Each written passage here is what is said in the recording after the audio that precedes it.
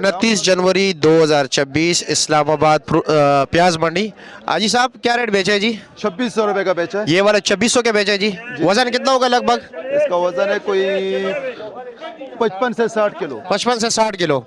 और ये जनाब इस तरफ इसका भी यही वजन है, ये 2 टाल इसी के साथ के हैं 2600 रुपए के। उधर भी एक वजन बेच के आए हूँ, कोई 60 किलो के राउंड में था, 26-27 का। 26-27 का जी जी, एक वजन था 55-54 किलो, वो बेचा है 2400 रुपए का। ठीक है जी, शुक्रिया आपका। 2450 2650 कितना डाली है? 48 2450 है। जाए डालो 2450 तो 2450 ढाई 2450 पौना 3 हाँ मेरा बच्चा 2450 है 2400 रुपया जी। 2450 ढाई 2450 पौना 3 2450 रुपया 2450 रुपया जी।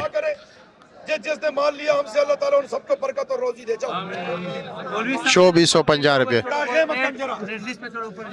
चलो जी,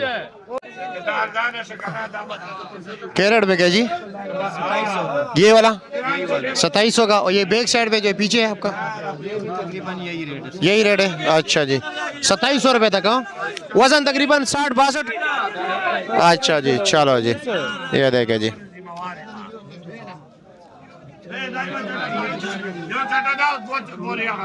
क्या रेट बिके? ये 2700 का बिके 2700 रुपए का जी।